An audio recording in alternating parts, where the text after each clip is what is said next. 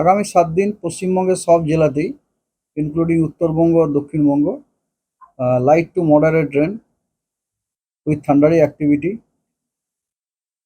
Squally wind also sometimes, প্রত্যেক দিন 7 দিন। এবং ম্যাক্সিমাম টেম্পারেচারে কোনো বড় পরিবর্তন নেই সব জেলায়, সব ডিস্ট্রিক্ট।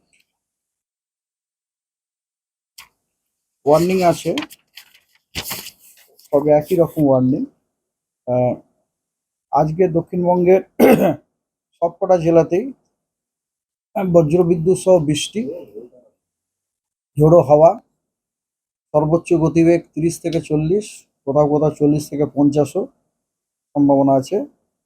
40 থেকে 50 হচ্ছে আপনার ঝাড়গ্রাম, মেদিনীপুর, 24 পরগনা, নদিয়া, মুর্শিদাবাদ, মালদা, দিনাজপুর, জলপাইগুড়ি।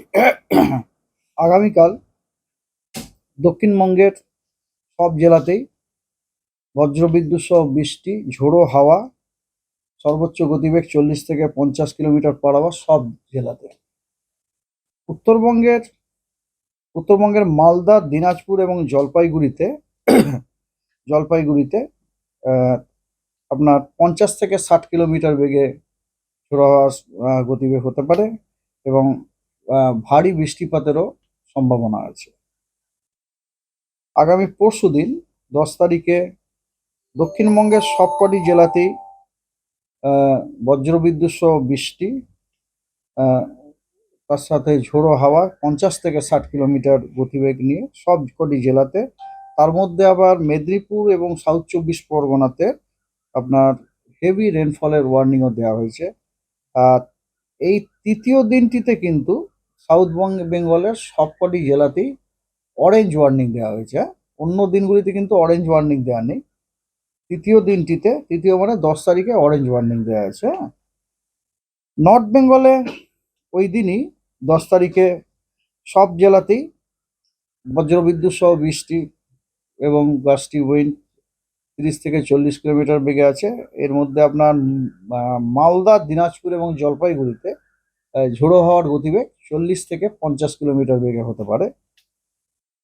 11 তারিখে আপনার 11 তারিখেও নর্থ বেঙ্গল এবং সাউথ বেঙ্গল সবকটি জেলাতেই বজ্রবিদ্যুৎ সহ বৃষ্টি, ঝোড়ো হাওয়া, লাইটনিং, বজ্রবিদ্যুৎ মানে লাইটনিং ইনক্লুডেড, 30 থেকে 40 কিলোমিটার, কোথাও 50 থেকে 60 কিলোমিটারের 40 থেকে 50 কিলোমিটার গতিবেগের সতর্কতাও দেওয়া হয়েছে। 40 থেকে 50 গতিবেগওয়ালা যে জেলাগুলি সেগুলো হচ্ছে পুরুলিয়া, বাঁকুড়া, ঝাড়গ্রাম, মেদিনীপুর এবং 24 পরগনা।